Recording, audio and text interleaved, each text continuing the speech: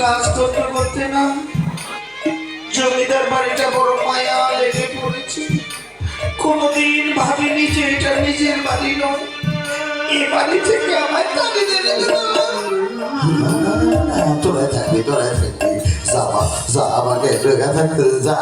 আমি তো আসছি বাবু। যা যা গোবিন্দ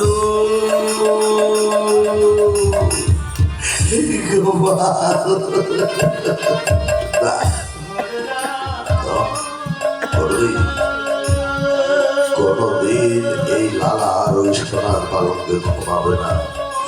গোবিন্দ গোপালের কাছে আমি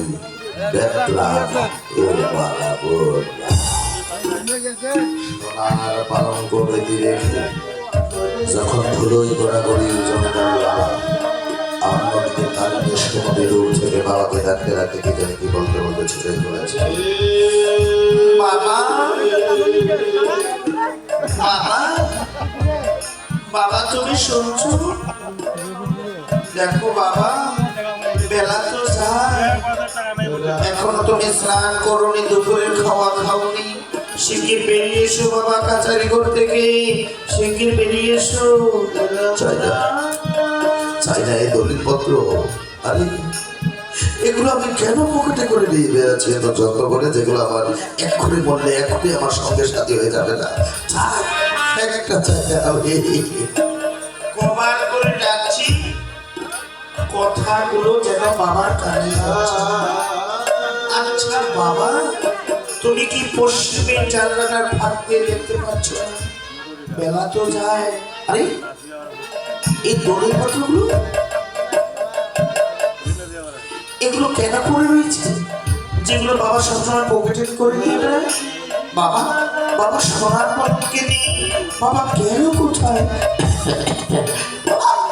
বাবা বাবা বাবা তুমি তুমি সোনার পালকে না শুয়ে না ঘুমিয়ে কেন ধুলোই গোড়াগড়ি? বাবা কি হয়েছে তোমার? বাবা তোমার কি কোনো অসুখ করেছে?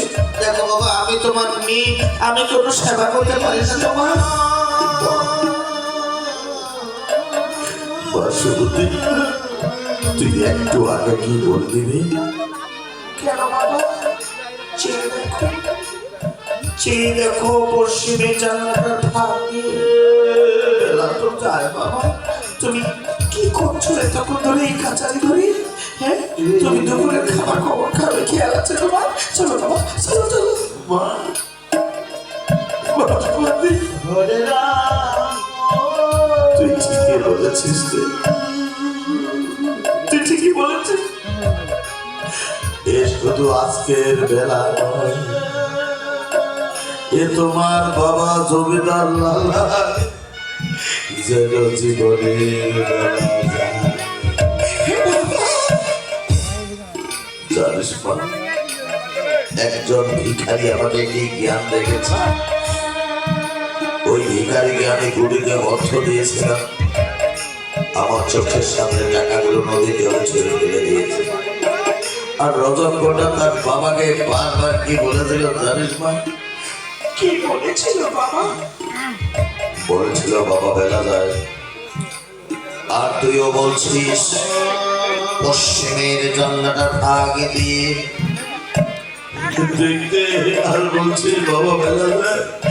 সত্যি মা শ্রীমতী, এ শুধু আজকের এ তোমার বাবা জমিদার লালার জীবনের বেলা যায়।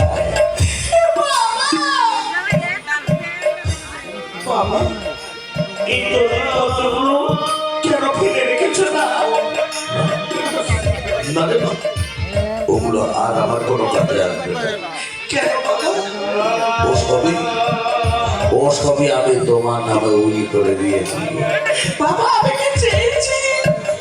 আমি আমার বলতে কিচ্ছু রাখতে চাই না। জানিস না, আমি যখন ছোট ছিলাম মায়ের কাছে বায়না ফেলে যেটাই চাইতাম,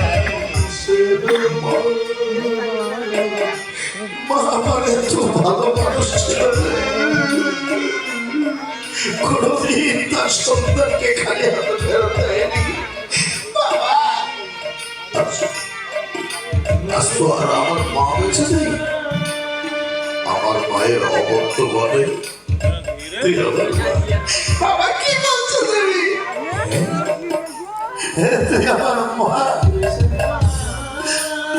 জানিস মা,